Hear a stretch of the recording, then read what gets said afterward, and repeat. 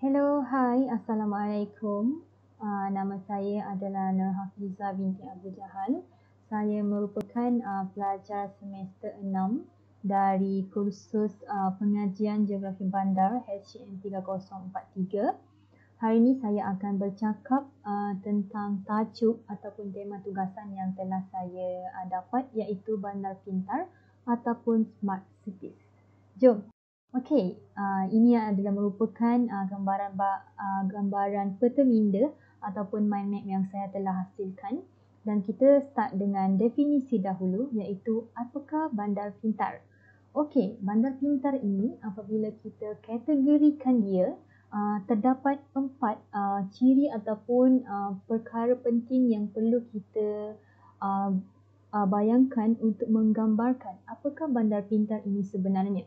Okey, yang pertama adalah mahir ICT, yang kedua teknologi moden, yang ketiga tahap pendidikan, dan yang keempat adalah pembangunan terancang. Dan apabila kita takrifkan apa sebenarnya definisi bandar pintar ini adalah, iaitu bandar yang menggunakan teknologi maklumat dan komunikasi ataupun ICT dan kemajuan teknologi untuk menangani isu-isu perbandaran dan meningkatkan tahap kehidupan, pertumbuhan ekonomi, kemampanan alam sekitar dan pengurusan bandar yang lebih efisien dan selamat. Dan untuk bandar pintar di Malaysia, iaitu pada tahun 2018 hingga 2025, terdapat beberapa ciri ataupun untuk menggambarkan bandar pintar di Malaysia itu sendiri. Yang pertama, kita ada smart living. Okey, smart living ni dia bermaksud adalah untuk mewujudkan tempat tinggal yang mampan dan vibrant, terutamanya untuk wanita, kanak-kanak dan juga warga emas di bandar. Dan sebagai contoh di Malaysia ni kita boleh lihat di Iskandar, Malaysia, iaitu merupakan konsep rumah transit di mana sebanyak 1,500 unit rumah sewa ditawarkan. Okey, yang kedua kita ada smart government.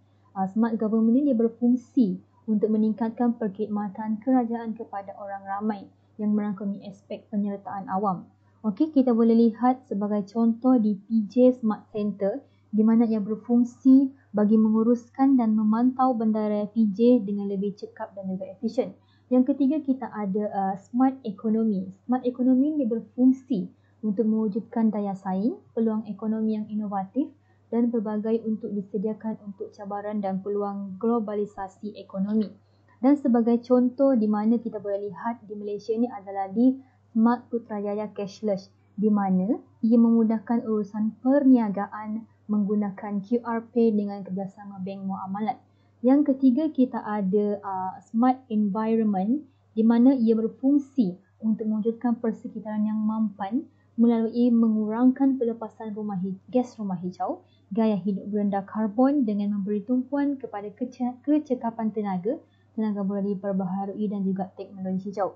Dan untuk smart environment ni kita boleh lihat di sungai Surfgate Revitalization, di mana ia merupakan satu projek IWTP, iaitu berfungsi untuk merawat air sungai dan mengubah kelas air sungai dari kelas 4 ke kelas 2. Okey, dan yang keempat kita ada smart mobility. Okey, apa tu smart mobility? Okey, smart mobility ni berfungsi untuk meningkatkan kecekapan pengangkutan awam, accessibility dan juga pengurusan lalu lintas melalui pengurusan lalu lintas di bandar.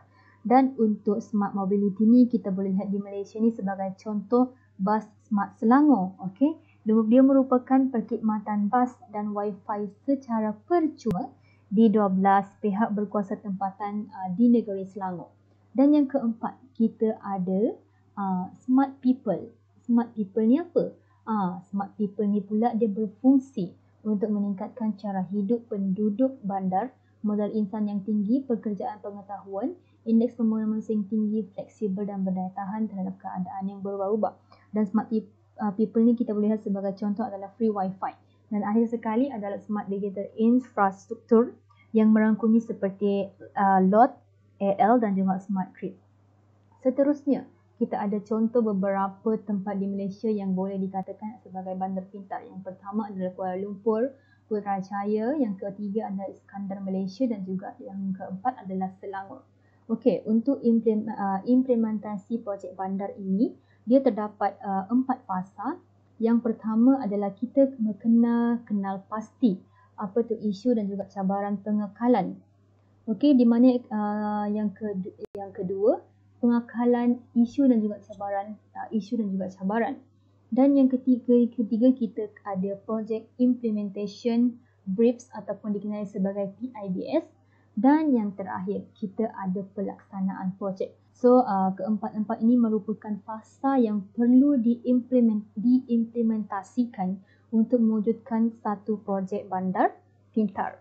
Dan yang terakhir, faedah yang kita boleh dapati daripada melaksanakan bandar pintar ini adalah terdapat beberapa, tapi saya akan hanya bercakap 3 sahaja.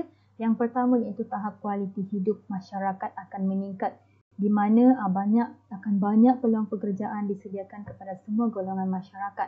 Yang kedua adalah dari segi pelaburan. Okey, pelaburan ini adalah sangat penting kepada negara, di mana pembangunan yang semakin tinggi dan maju akan menarik pelabur asing untuk datang ke Malaysia dan melabur.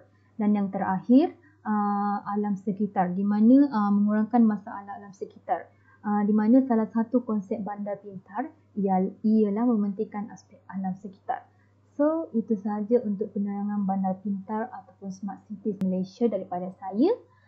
Saya harapkan perkongsian ini mendapat manfaat dan boleh dipahami oleh semua yang mendengar penjelasan saya pada hari ini. Itu sahaja. Sekian, terima kasih.